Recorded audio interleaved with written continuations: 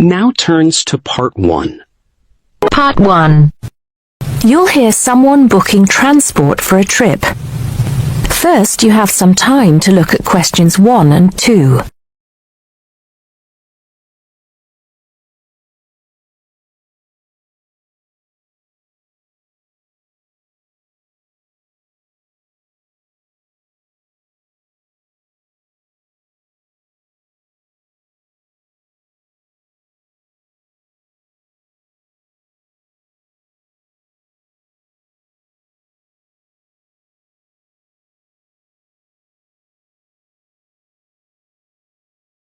Now we shall begin. You should answer the questions as you listen, because you will not hear the recording a second time. Listen carefully and answer questions 1 and 2. Good morning, Burnham Coaches. Sarah speaking. How can I help you? Yes. Good morning. I'm a teacher at the Down Language School. We have a bit of a problem, and I was wondering if you could help us out. What is the problem exactly? Well, we normally take our students on an excursion at the end of their course. But unfortunately, the coach firm we normally use has let us down. It seems they've gone out of business. I'm sorry to hear that. I suppose you are looking for a replacement. Well, yes. We won't need a very large coach, actually. There will be 30 students and 4 teachers. So that's 34 in all. And what dates did you have in mind? The last Saturday and Sunday of this month. That's the 28th and 29th. The 28th and 29th. Does that mean you are planning to stay somewhere overnight? That's right. Actually, we want to do the same excursion that we do every year. We usually visit Stonehenge, Salisbury, and stay overnight in Bath. It's a historical tour, really. It sounds interesting. Let me just see what we have available. Oh dear, I'm afraid all our coaches are booked out for the 28th. It's the busiest time of the year for us, actually. I was afraid that would be a problem. But you have a coach available for the 29th? Yes, we do. And it's available for the 30th as well, if that's any help to you. I'm afraid not. Sunday is the last day. The students go home on Monday. I think we'll just have to change our plans a bit and leave out Salisbury. It's a shame, but I don't think we can fit in all 3 places in one day. So, you would like to book the coach for the 29th, visiting Stonehenge and Bath, is that right? Yes, I think so. Before you hear the rest of the conversation, you have some time to look at questions 3 to 10.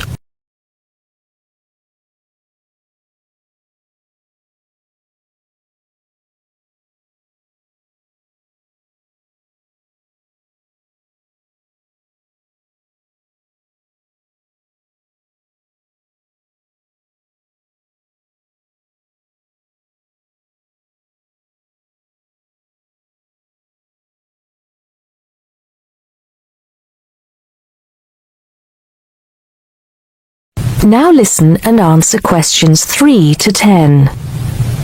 Right, I just need a few details, sir. OK. My name is Paul Scott. S-C-O-T? It's double T, actually. I'm sorry. And it's the Down Language School. Could you give me the address for that, Mr. Scott? Yes, it's Down House, Hill Street, Brighton. Do you need the postcode? No, that's not necessary, but I do need a contact number. Of course. The number for the school secretary is 01273 512 634.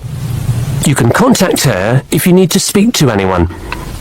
Right, and what time would you like the coach to pick you up? Well, I think we'll have to make an early start. Would 7:30 be all right? Yes, no problem at all. What time do you want to be back? Oh, any time between 10 and 11 will be all right. Not later than 11, though.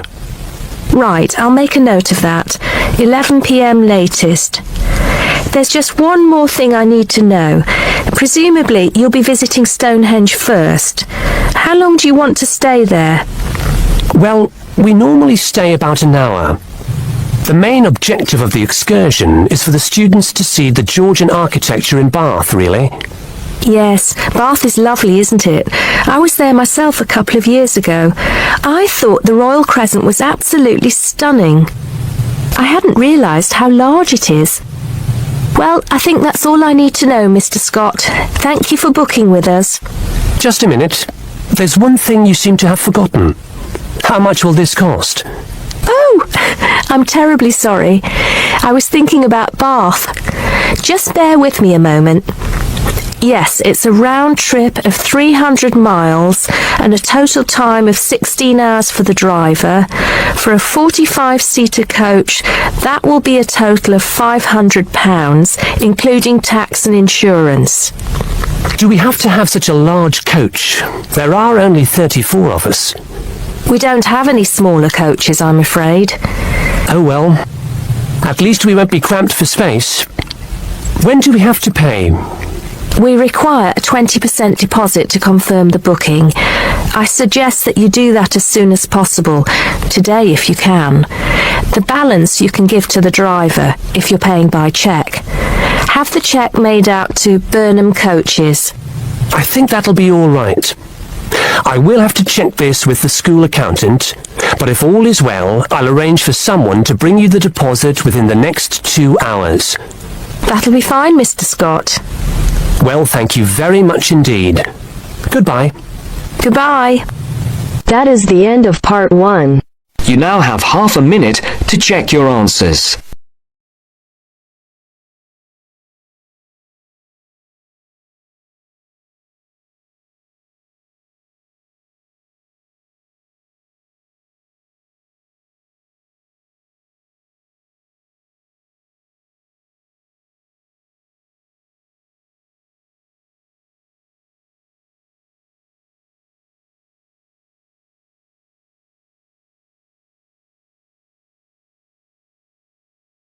Now turns to part 2.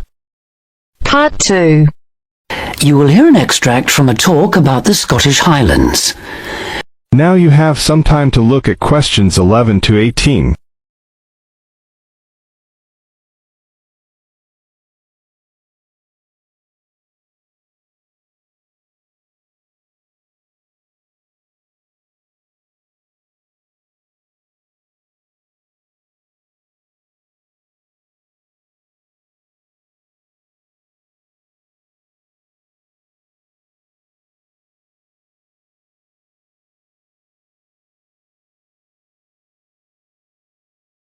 Now listen carefully and answer questions 11 to 18. Today I have with me Moira Mackenzie, the author of several books in a well-known series of travel guides, and she'll be talking about what is probably the most fascinating wildlife area in Europe, the Scottish Highlands. Moira. Yes, that's right. And it's a wonderful place to visit with lots to do in an area that makes up over half of Scotland. Including the 790 islands that lie scattered around the coast, it covers 39,000 square kilometres. Getting there is easy. From here in Glasgow, a good starting point is Fort William on the west coast, with regular bus and rail services linking the two. I'd recommend the train, which takes 4 hours to get there. Alternatively, you can take the Highland line, which takes the more easterly route up to Inverness. That, in fact, is a bit quicker, taking around 3.5 hours to cover the 280 kilometres from here. There are also two main options by road.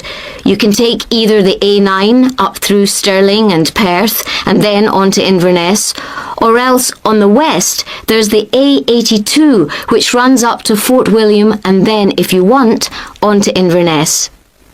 Now, a lot of people associate the Highlands with bitterly cold weather, but in fact the region has a generally mild climate as a result of being surrounded on 3 sides by sea, particularly the warm waters of the Atlantic.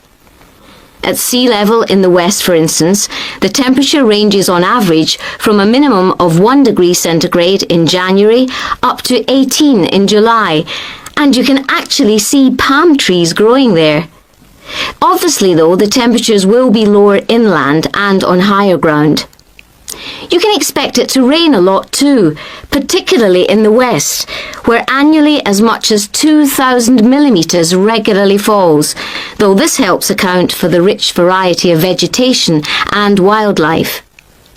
When you get there, you'll find there are plenty of reasonably priced places to stay. In Fort William, for instance, you can find a room for the night in a small hotel or a bed and breakfast for just £25, or for £28 to £30 in Inverness. It's probably a good idea to book ahead though, especially in the summer months. With all the leisure, sports and cultural activities on offer, the towns are becoming increasingly popular with visitors. For example, accommodation in Inverness won't be at all easy to find this year around the 23rd of July, as that's when the local Highland Games will take place.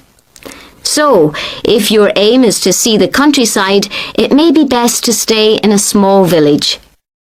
Now you have some time to look at questions 19 to 20.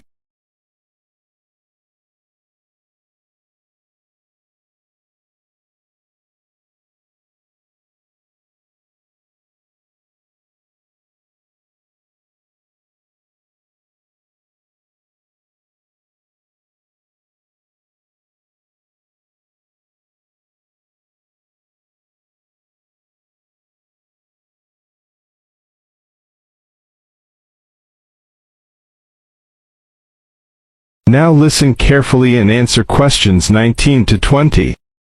As I mentioned, there's a huge range of wildlife in the Highlands, but for those visiting the area, there are some basic ground rules that are essential if we are to protect it. Firstly, you should make every effort not to disturb birds and animals, and one way of doing this is to blend in with your surroundings. For instance, by avoiding brightly coloured garments, such as orange anoraks. To see wildlife clearly, it's best to use binoculars, keeping your distance. This is particularly important during the breeding season. Wherever possible, use a hide so that they are less likely to detect your presence. Surprising though it may seem, visitors are advised to use their cars where no purpose-built hides are available, as people are apparently less likely to startle animals if they stay inside their vehicles. You may even find that creatures come up close to where you're parked, in which case, wait until they've gone before you move off. It should really go without saying that it's essential to be as quiet as possible, though sadly some people need reminding of this. Oh, and one other thing. Wild animals and pets don't mix. So please leave your dog at home, or at least somewhere he or she can't chase the wildlife or damage their habitat. That is the end of part 2. You now have half a minute to check your answers.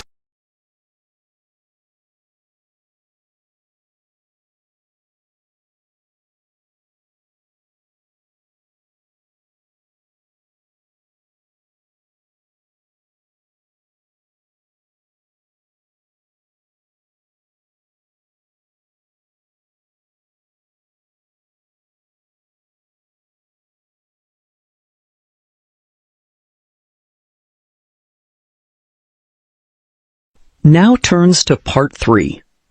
Part 3. You'll hear a telephone conversation. First, you have some time to look at questions 21 to 26.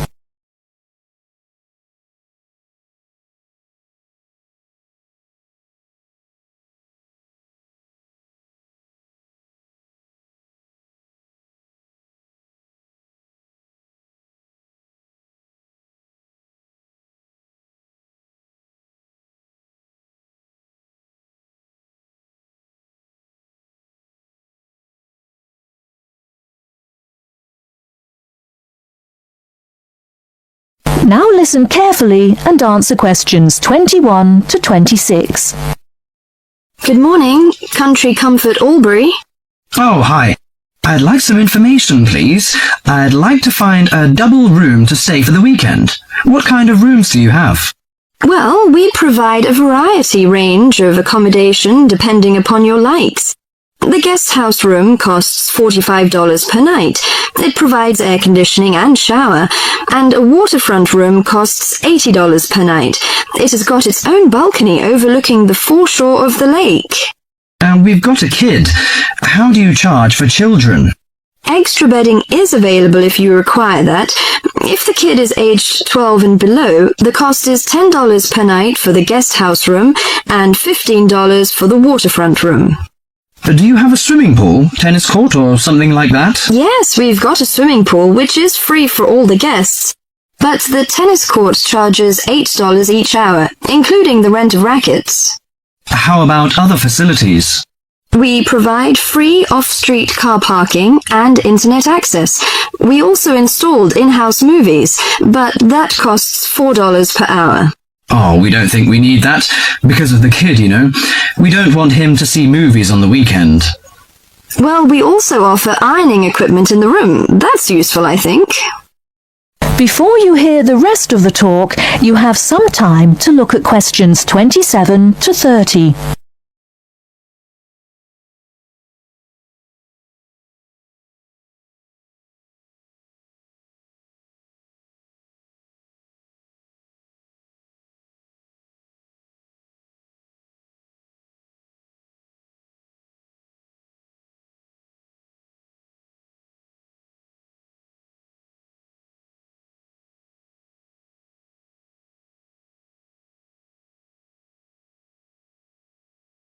Now listen and answer questions 27 to 30.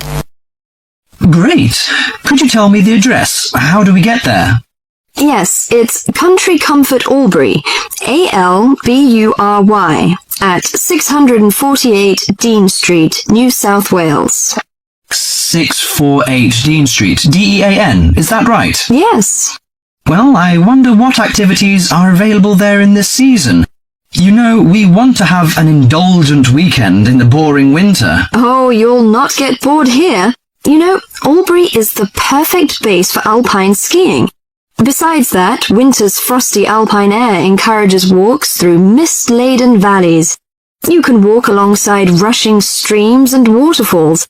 After returning to the warm and comfortable lounge, you can sit by the open fire. I think this is the ideal time of year to nourish your body at the Salus Spa. The idea of skiing doesn't appeal to me very much, but it sounds good to have a relaxing walk through the valleys. Maybe after that, I'll have a massage and some soaking in the spa. And you know, this hotel is perfectly located in a quiet position off the main highway in central Albury. It's within walking distance of licensed clubs, restaurants, shops, and the central business district. It's known for its excellent cuisine and warm Australian hospitality. Good. It's a good idea to taste the tasty dishes in one of the restaurants. My wife may be interested in shopping. She's always keen on that. I think I'll contact you later. Thank you very much. That is the end of section 3. You now have half a minute to check your answers.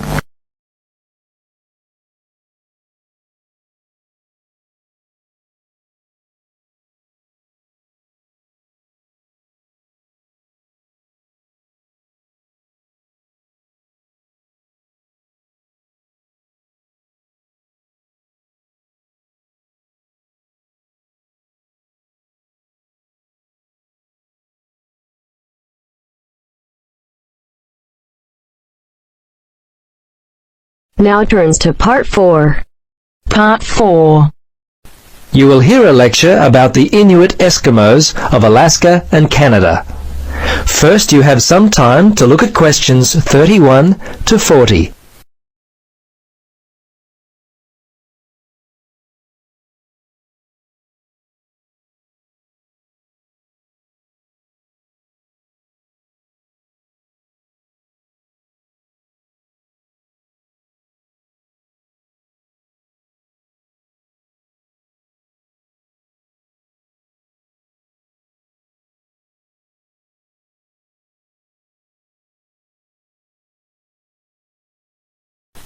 Now listen and answer questions 31 to 40.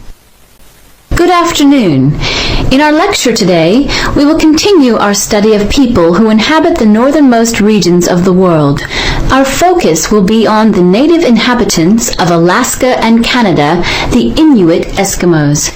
They have been called the native inhabitants, as the Inuit were the people who had most recently migrated across the gap between Alaska and Siberia. Distinctly Asian in origin, the Inuit, which is literally translated the people in their native language, developed their civilization in what is now the Bering Sea region about 1,000 years ago. Their culture spread eastward and is called the Thule culture, after the place in northern Greenland where archaeologists first discovered it. The first Europeans to meet Inuit people were Norse settlers in what is now northern Newfoundland, Canada. These settlers lived there for a short time around 1000 AD. Approximately 500 years later, beginning in the 1500s, European whalers, fishing crews, and explorers met many Inuit along the coast of Labrador. Russians and other Europeans first met Alaskan Inuit in the 1700s.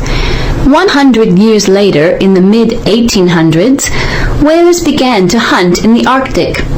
Some Inuit were employed by whalers and traded with them during that time.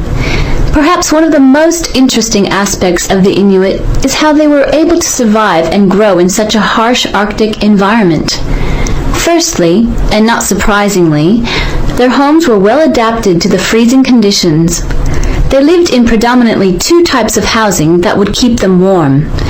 In the cold summer, they would live in tents that were made from the skin of the animals they had hunted for food, and they also traveled in boats. These were called umiaks by the natives. In the winter, they would live in houses made of sod, and when on hunting trips, they would commute by dog sled and build temporary houses made from ice. These igloos, which is the Inuit word for house, were uniquely made with a sharp blade carved out of walrus tusk. They would cut large blocks of hard-packed snow, about 3 meters wide, out of the ground. The blocks would then be used to build a 6-meter dome over a wide, shallow hole. Within 1 or 2 hours, an igloo up to 10 meters in length could be built. It was weatherproof and large enough to house an entire family. Very early in their history, they managed to develop the technology to hunt the huge bowhead whale, which was the staple food source for them at that time. They also hunted walruses and seals. On land, they hunted polar bears, moose, and various other game. The harsh environment in which they lived meant that a steady supply of food was often difficult to come by. Therefore, the Inuit were a people constantly on the move, looking for food, which meant that their dwellings had to be easily built and easily dismantled. They inhabited the wide open land and, as such, moved freely around it in search of food. Today, the traditional way of life has basically ended for the Inuit. They live in wooden homes rather than in snow houses, sod houses, or tents. They wear modern clothing instead of animal skin garments. Most Inuit speak English and Russian. Some speak Danish, while fewer still continue to hold on to their cultural roots by passing on to the younger generation their native language. The kayak and umiak, their principal means of travel, have given way to the motorboat, and the snowmobile has replaced the dog team.